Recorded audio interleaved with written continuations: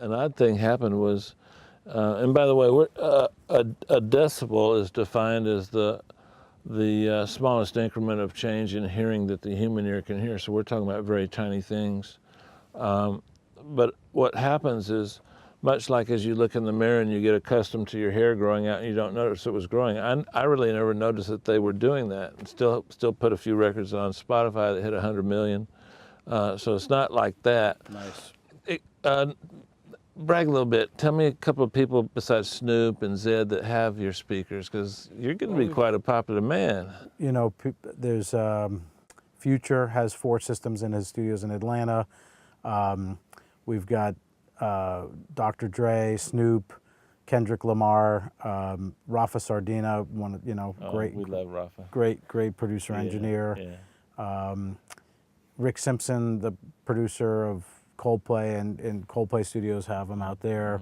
The list goes on. I said not to brag, so maybe you might want to shut it off now. Man, I'm telling you, we've known each other a while. That warms my heart, because the speakers, I'm going to brag a little bit.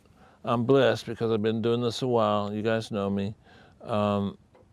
And I can choose pretty much any speaker I want.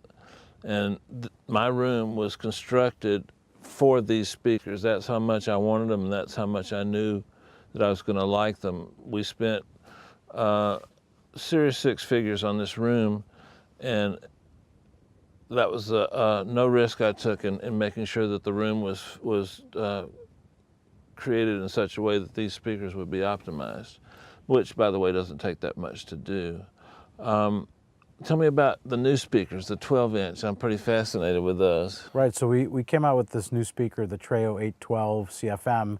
CFM stands for Close Field Main, and it was just a concept, but people want a main monitor, but don't always have a big room. They don't necessarily have a room that's been perfectly designed, like this room is so well designed for these particular speakers. Shout out to Sean Fabos, the owner. And also, you got this great experience working on them in Bob Horn's room next door. Bobby, didn't you? And this room, in a lot of ways, was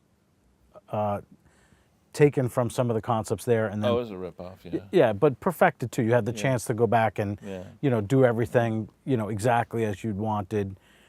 I think my speakers sound better because they're silver. Bob's Definitely. Are black. Black sold last year. Silver. Well, we love that Ferrari cosmic silver paint because it picks up all the cool lights. Yeah. But the thing about these little close field mains is that they can sit as close as 4 feet They're not from you. little. Okay, well, they're littler than that. Yeah. And they're certainly littler than a lot of the speakers we make. But the thing that makes them unique is that the sub is actually in the main. So the cabinet has an 8-inch mid, a 12-inch low frequency, and then our smaller mid-focus horn. So you can sit them almost in the same place you'd put your near fields. And get a full range signal down to 20 hertz. And it's pretty impactful, but it's also extremely detailed. When we developed the mid-focus horn, it's 2/3 the size of the big horn, and it still uses the 4-inch. Is that the horn that you use like in the dual 8s and the ones Michaela has? Exactly. So the dual 8 that in Michaela's That's a beautiful horn.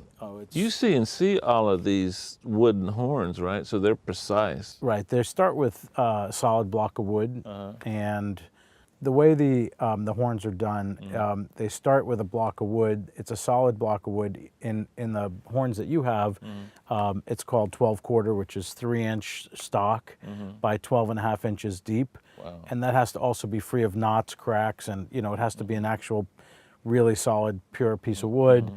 We use rock maple in most of the systems. Some of them use a quilted maple or something figured when we're doing a wood finish.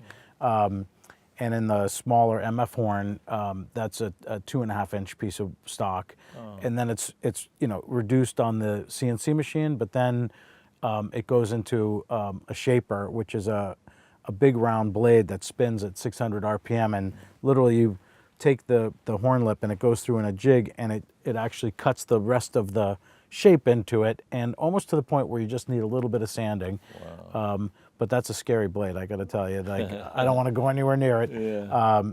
Steve Sherman, our head of production in the wood shop is I a think I met him. master craftsman. Yeah. Yeah, he stopped by when you were there. Yeah. You know, he's got that burliness of being, you know, woodworking for 30 years and but meticulous and really knows woods inside, like how to cut them so that you get the grain in the right direction and that retains the, you know, so they don't split or crack. So there's a huge amount of effort that's just gone in just to the horn piece. And when Steve joined the team, we actually went back and redesigned and re-engineered all of the horns because originally we actually made them out of laminate. We would take 3 pieces of 1 inch and glue it together and then mill that. Yeah. And he went out and said, let's see what happens when we get solid. I remember asking him, "Can you really hear that?" And he goes, "Oh yeah, night and day." I think that's amazing. Well, the first test we did actually was just to sing into the horn. I mean, it sounds crazy, but like if the horn itself resonates better and has a smoother response, that's going to be heard in you know, when you put the driver behind. If I sang into it, it'd crack.